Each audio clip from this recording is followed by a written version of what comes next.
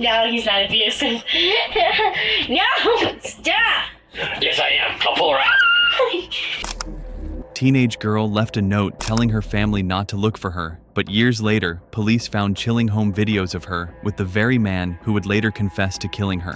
I was standing over her body. Last time I remember, my hand was over her neck for some reason. Just over her neck and doing what? Squeezing, I guess.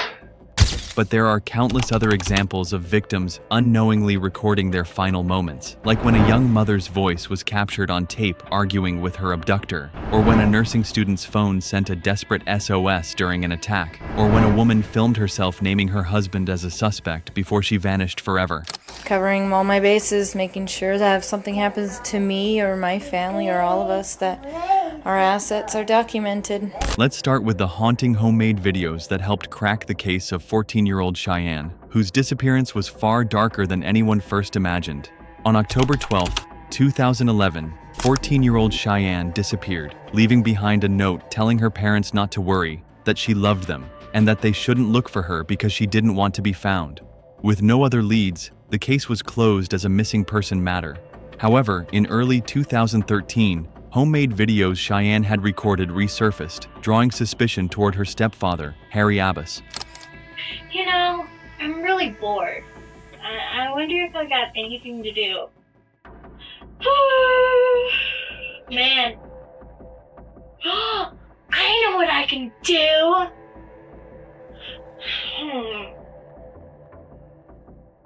What? I don't know if Chef careful. Okay. See, stop! Did I say you were in this? No, you weren't. Get away! Help! See how abusive? No, he's not abusive. No, stop! Yes, I am. I'll pull her out. No! All right. See what I have to go through every day? Mister, I don't need... Stop! In the footage, Cheyenne appears visibly distressed, interacting with Abbas. After detectives brought Abbas in for questioning, hours of intense interrogation eventually broke him.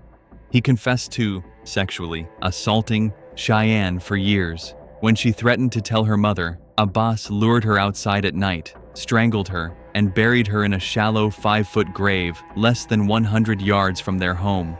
Police later recovered her remains. You got your name. Hey, you got Terry Abbas.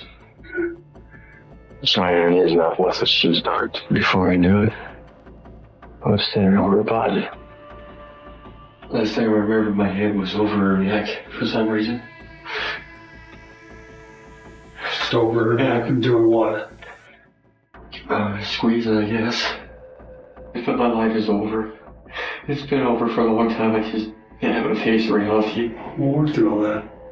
Abbas also admitted convincing Cheyenne to write the farewell note, telling her it was a prank on her mother, but keeping it to mislead investigators.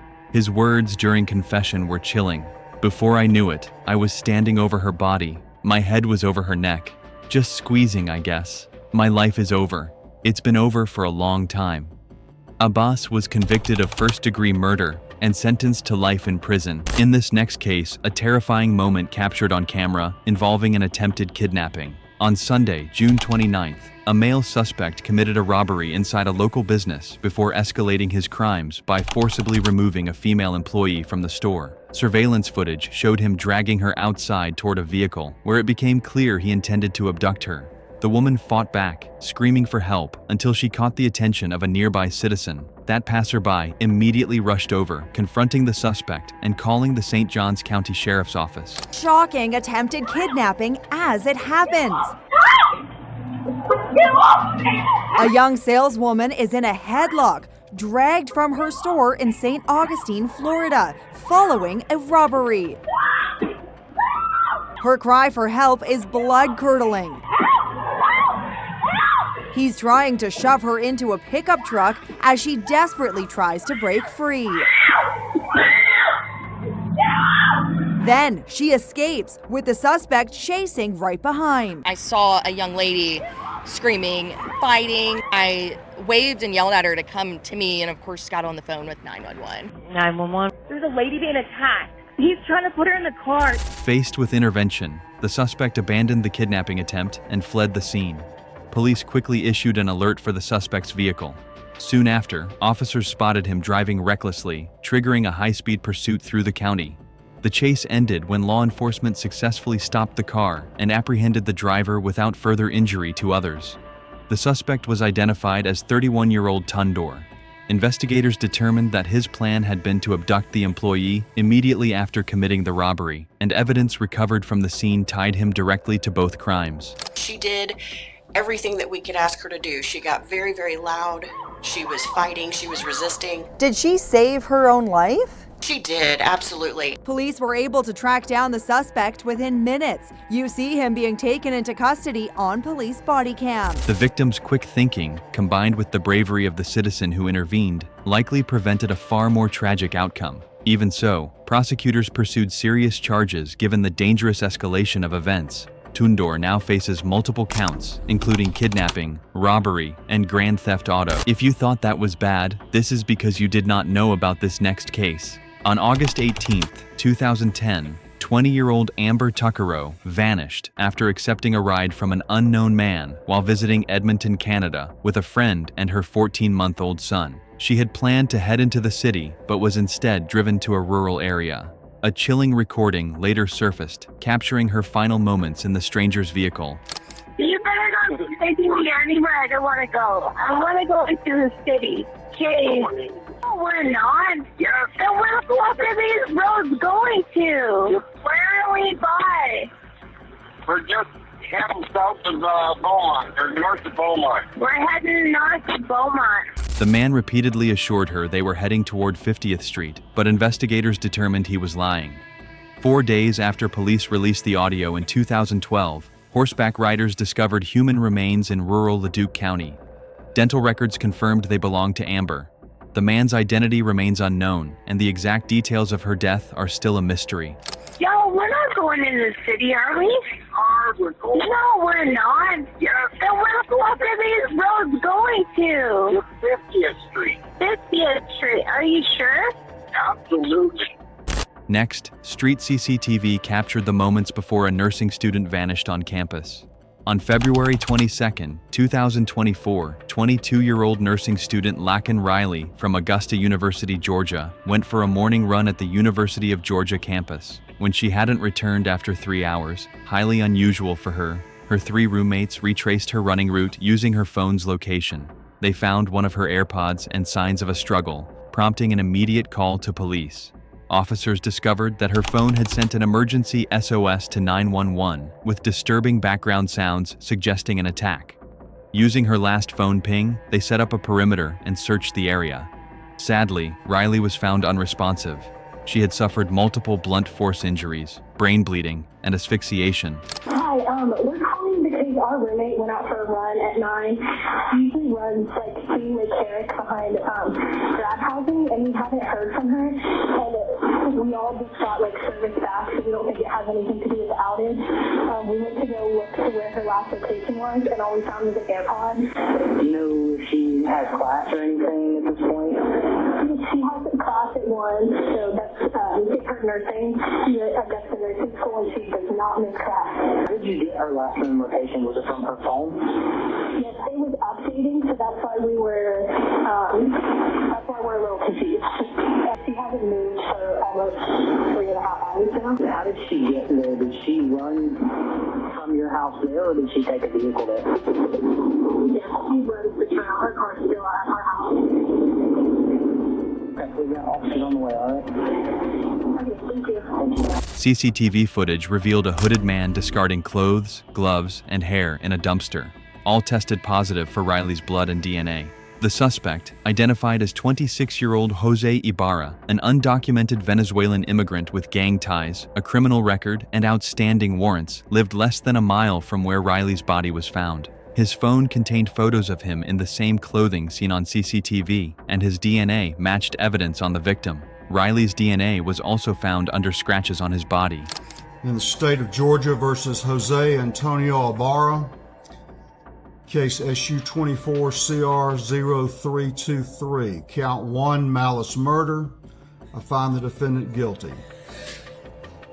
Count 2, felony murder. I find the defendant guilty. Count 3, felony murder. I find the defendant guilty. Count 4, felony murder. I find the defendant guilty. Investigators concluded he had been hunting for victims. Ibarra was charged and convicted of malice murder, felony murder, kidnapping with bodily injury, aggravated assault with intent to rape, aggravated battery, hindering an emergency telephone call, concealing the death of another, and peeping Tom. He was sentenced to life in prison. In the next case, a mother of two recorded a video naming her husband as a suspect before she vanished.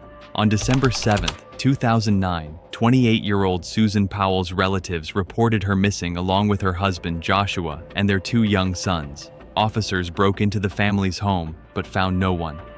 Later that evening, Joshua returned alone with the children, claiming he had left Susan at home while taking the kids camping in the middle of a snowstorm.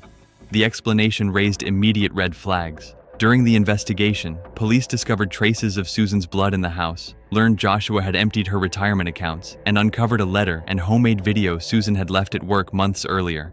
In the footage, dated July 29, 2008, she warned, "If something happens to me, it may not be an accident," directly implicating Joshua.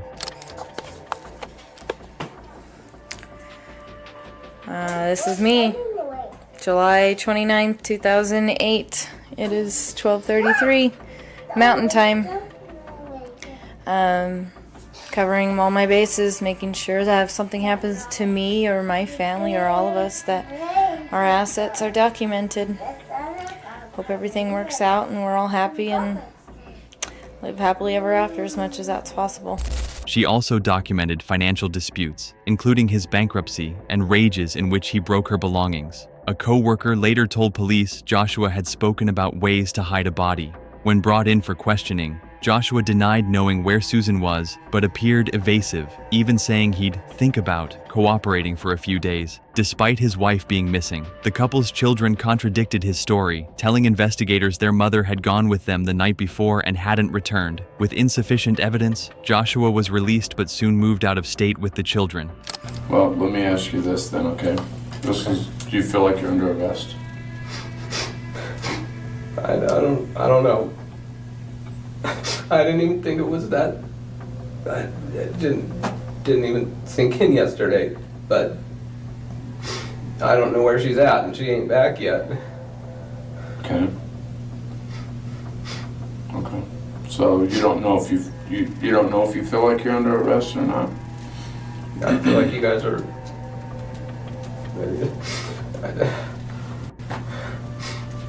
I mean, I already told you guys everything I can think of, and I haven't. Oh, and I did think of only one thing.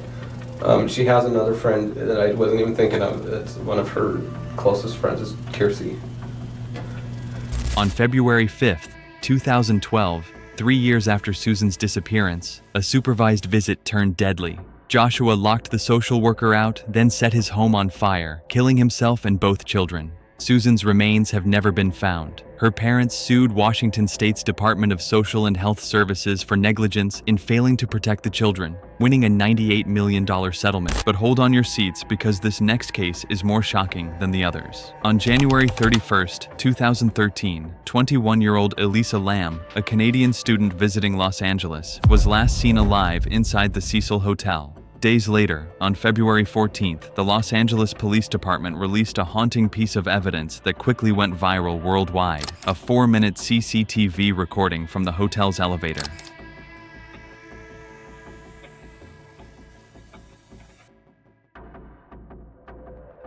In the footage, Elisa steps into the elevator and presses multiple buttons, but the doors fail to close. She cautiously peeks outside, then quickly retreats as if hiding from someone.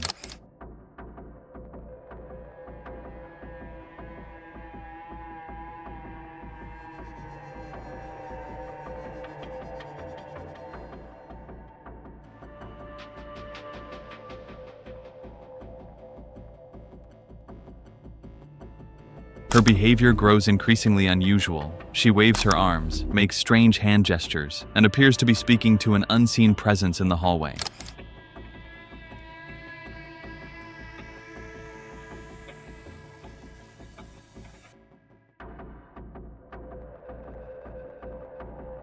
At one point, she steps out entirely, then back in, before disappearing from view. The elevator doors remain open for an eerily long time before finally closing.